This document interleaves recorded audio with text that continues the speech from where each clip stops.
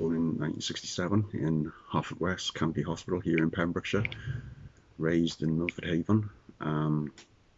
Had a great childhood from what I recalled, but all my childhood memories were literally consisting of all the friends that I played with outside of school, in the street, the kids I grew up with, I suppose, the ones who I still have incredibly strong relationships with. Um, yeah, great times, great memories, playing in the woods, playing out in the fields, and being a blighting childhood where you made your own adventures, I suppose. Um, yeah, the days before technology, when childhoods were innocent, even though you could stay up for 10 hours, 12 hours until the sun sort of started setting. Um, uh, Always grew up knowing there was something not quite right, um, some sort of block, I suppose. Yeah, something unexplainable, but I knew something was there, um, but never really addressed it because, well, if you don't know what it is that you're missing, then you don't really know how to address it. Um, and I had no sort of idea what it would have been connected to. Um, yeah, was completely lost, on that sort of subject until last June, the 8th exactly, um, when there was a lot of protests throughout the summer, due to the George Floyd murder. Um, a lot of the Black Lives Matter protests, and I think a lot of people were basically looking for equality, starting to fight for equality, and there was a backlash, and Black Lives Matter was sort of counted with All Lives Mattering, which is ironic because if Black lives don't matter, then all lives can't matter. And on June the 8th, as I said, last year, it opened up a whole box of repressed memories from my childhood, which helped explain a lot of what was missing or what that block was in my life. Um, and it was almost like as I described it to people, it was like a balloon without the skin, just the air. As I was reading my laptop and seeing this constant All Lives Matter, and almost as if they were trying to propose as if there was a reverse racism where blacks were trying to take over. Um, it felt like a balloon of air on my cheek, and a couple of seconds later, I felt it again to the point where I remember brushing my cheek, and a couple of seconds later, it happened again. So I sort of turned to physically sort of address what it was, and it was as if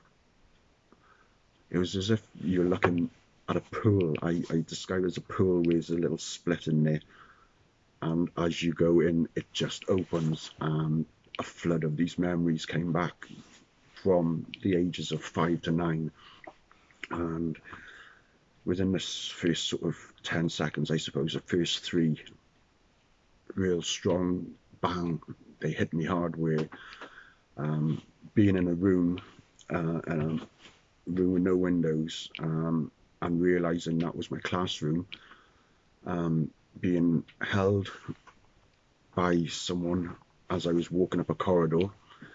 The third one was of being sat down by a teacher saying, "What happened to you in this school? You've got to put it in a box in your head until you can deal with it." And over the next 10 days, the initial sort of blast were the 10 days of waking, every waking moment were new memories, or the older memories that had come back sort of in the last few days were being sort of padded out, so they were becoming clearer to the point where I could sort of remember smells, conversations, scenarios, and it was basically about me being excluded from having any sort of interaction with the other kids. because parents and teachers had decided that they didn't want the little black devil mixing with the little white angels, and there was a conscious effort to interrupt the development stage of my childhood to form relationships in a positive way. It was solely to break up that natural development that all children should have. And instead, I was ostracized, excluded, tortured for a good couple of years as a 5, 6 year old, 7 year old child, to be aggressive, trained to be aggressive to boys, trained to avoid girls, to not cope with natural things that children go through. The first year of that, I wasn't even allowed to have a break time with them. It was only when my cousin, who's a year younger than me, joined the school and kept asking where I was at break time. And so the teachers then obviously had to allow me to interact, I suppose, with other children, but not in a positive way, as in I had at that time been taken into other classrooms, which is what I was being led up to. If I wasn't in this one secluded room, I was put into classrooms where kids were either a year older or a couple of years older than me. So friendships weren't supposed to form.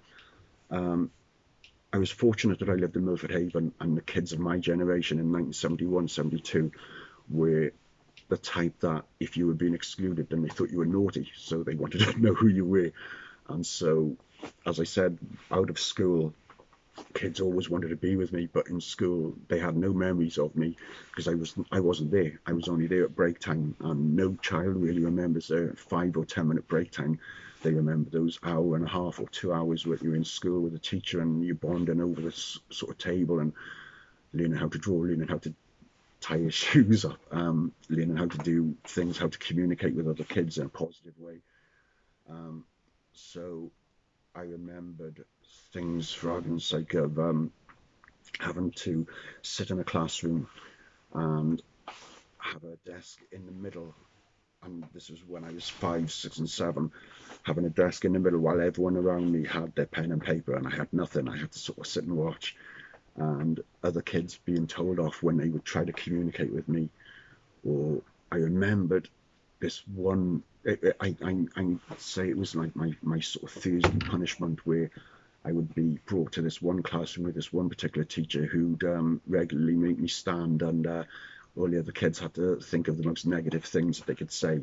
My name's Bayjo, Bayjo, and for 2 years of school, I thought my name was Bezu because a teacher decided that Bezu was more appropriate because that's where I belonged, in a zoo. So at 6 and 7 years old, yeah, you shouldn't hate yourself and the way you look, and you shouldn't hate yourself and the way you look because of adults making you feel like that. Yeah, I was mentally destroyed, but luckily I'm a strong character and I had good friends around me. And it's almost as if it's come full circle, because that block, that gap that I had was because I had to go through things on my own. I wasn't taught how to communicate, or I wasn't allowed to communicate them to other people. So you live that whole sort of life in almost like as a game. You're putting on a front because you weren't allowed to reveal anything about yourself.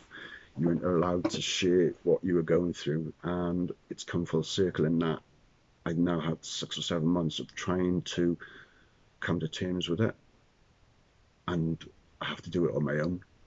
And I suppose the strength that they gave me as a kid unwittingly to go through things on my own has helped me now, because I know how to deal with things on my own.